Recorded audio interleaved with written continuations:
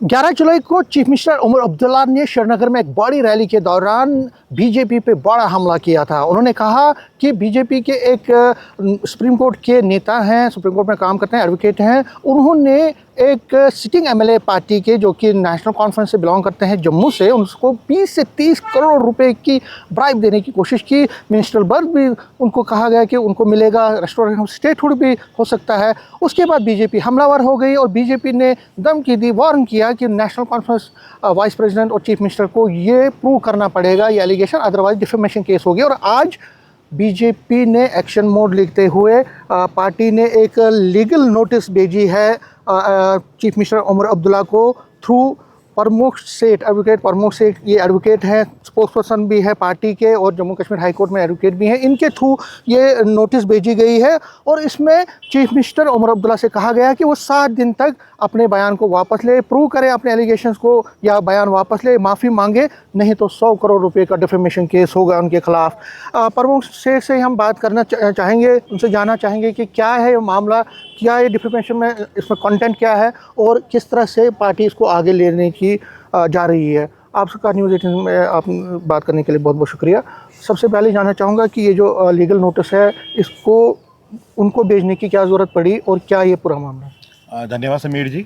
11 जुलाई की बात है, श्रीनगर में एक कार्यक्रम था जहाँ पे उमर अब्दुल्ला जो मुख्यमंत्री हैं जम्मू कश्मीर यूटी के, उन्होंने झूठे इल्ज़ाम लगाए भारतीय जनता पार्टी पे।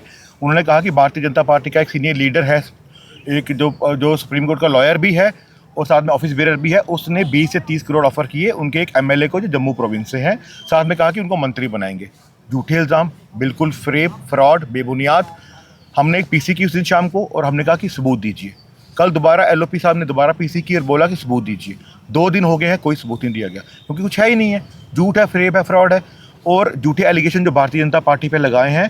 इसीलिए भारतीय जनता पार्टी जो मेरी क्लाइंट है, हमने एक लीगल नोटिस सर्व की है उनको आज कि 7 दिन में आप अपनी जो अपने स्टेटमेंट दी है उसको वापस लीजिए रिटर्न में, 7 दिन में माफ़ी मांगिए और बोलिए कि हम दोबारा झूठे इल्ज़ाम नहीं लगाऊंगा। अगर आपने ये नहीं किया तो हम आपके ऊपर क्रिमिनल डिफेमेशन करने जा रहे हैं, हम आपके ऊपर 100 करोड़ का मानहानि का मुकदमा करने जा रहे हैं। आपने झूठे इल्ज़ाम लगाए हैं, या प्रूफ दीजिए या माफ़ी मांगिए, हम आपको भागने नहीं देंगे। आप झूठे इल्ज़ाम लगाएंगे और भाग जाएंगे, ऐसा नहीं चलेगा। भारतीय जनता पार्टी बिल्कुल सीरियस है, तभी हमने लीगल नोटिस 2 दिन के अंदर जारी किया है। हमने 2 दिन का समय दिया उनको पीसी करके कि माफ़ी मांग लीजिए। माफ़ी नहीं मांगी, अब ये लीगल कार्रवाई शुरू हो चुकी है। उनको माफ़ी मांगनी पड़ेगी, नहीं तो हम केस करने के लिए भारतीय जनता पार्टी बिल्कुल तैयार है।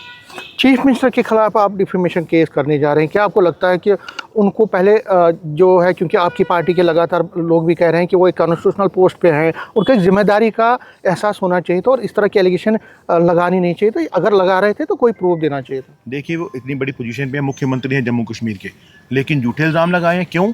24,000 बैकडोर अपॉइंटमेंट की है, उससे ध्यान भटकाने का तरीका था ये।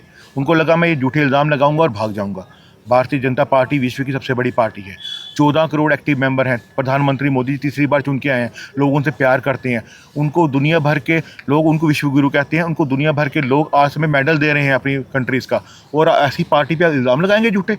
नहीं चलेगा। अगर सबूत है दीजिए ना, बताइए ना किस तारीख को बात हुई, कब हुई, किसने बात की, किसने पैसा ऑफर किया, किसको एमएलए को ऑफर किया, सबूत दीजिए।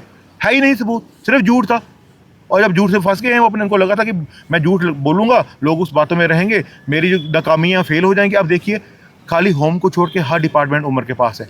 जम्मू शहर में खड्डे हैं या खड्डों में जम्मू शहर है, समझ नहीं आती।